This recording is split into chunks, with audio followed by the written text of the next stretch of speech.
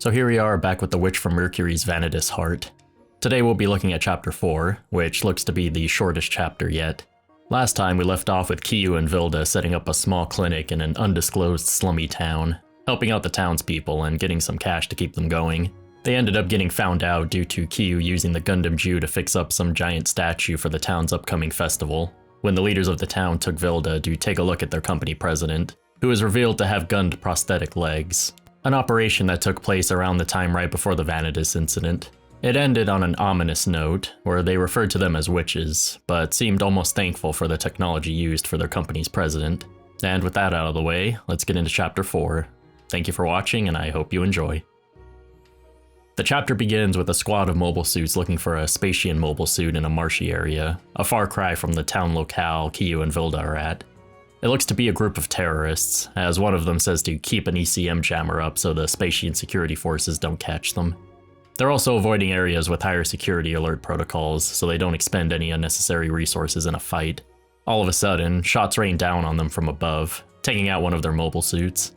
This is presumably the mobile suit they were looking for, which is a new Gundam reveal, the Gundam Lfrith Anocta. Yep, another Vanadis prototype Gundam that survived the purging. This one looks great too, which from Mercury's Gundam designs always slap. Anyway, the terrorists open fire on it with their ground vehicles, and in response, it pulls out two swords. It slashes a bunch of the incoming missiles before throwing them, taking out even more. Sword boomerangs, if you will, Getter Tomahawk style. However, it does control these swords like the gun bits we've seen from other Gundams in the series. The terrorists try to shoot them down too, however they avoid getting hit. They mention it's like they're sentient, and wonder if it's a new type of drone technology. A moment later, they're completely wiped out, the Lfrith Anocta showing absolute dominance. We then get a shot of its cockpit, a ring of roses being held up by its pilot, a young girl named Yoshika, who looks very similar to Kiyu. She also has the permit markings, along with one of the screens in the cockpit showing permit score level 3. Despite such a high score, she seems perfectly fine, no heavy breathing or anything. After singing a short song, her permit markings fade, and she gets frustrated about the fight being over so fast. She then gets a communication from someone she refers to as a doctor, telling her she neutralized all the terrorists, and good work in doing so. She's happy about the praise, saying she can break things too, but not as good as Kiyu.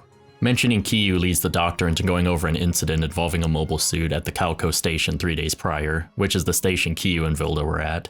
The doctor then shows footage of the Gundam Jew, which excites Yoshika, saying she can't wait to see him.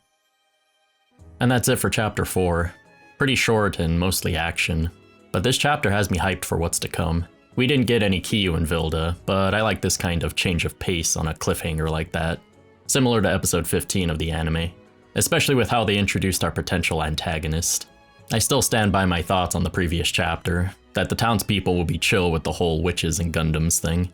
I predict they will hold the festival, have a great and friendly time with some exposition about Vanadis, the Gundams, some Gund medical tech, and Kiyu. Then Yoshika will show up and want to fight Kiyu.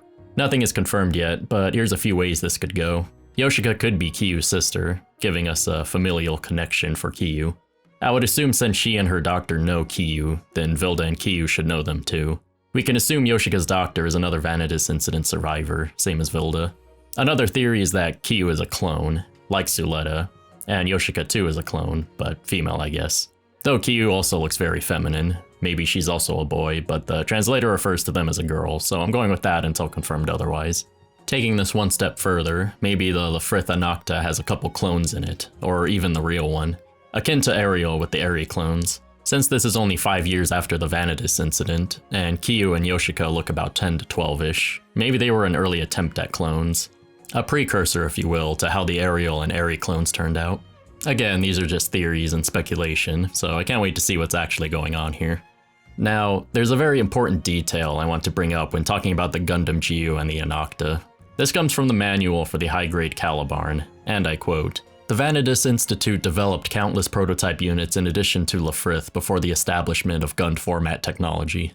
That being said, the Gyu as we know was not created as a weapon, but as an actual prosthetic extension under the human expansion research Vilda was doing. This obviously changed a bit after the Vanadis Incident, as it now carries the Tiger Hand, a multi-weapon system from some other undisclosed large mobile suit.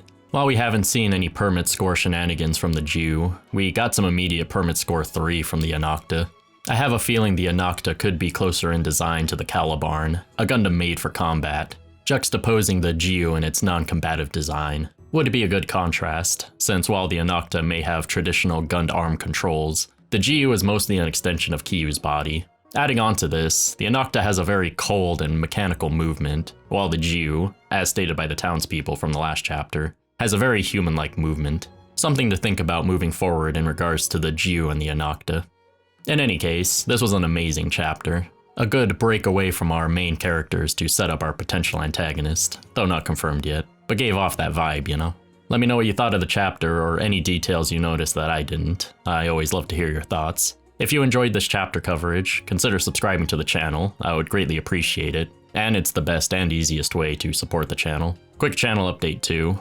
I'll be starting Hakayo, or King of Ruin, Gaogaigar vs. Better Man manga chapter coverage next week, so stay tuned for that. I'll also pick up Swordgrader, the new Brave series web manga if a translation group ends up doing that. Anyways, I'll be back with chapter 5 when that drops, so I hope to see you there. Thank you again for watching, and I'll see you in the next one.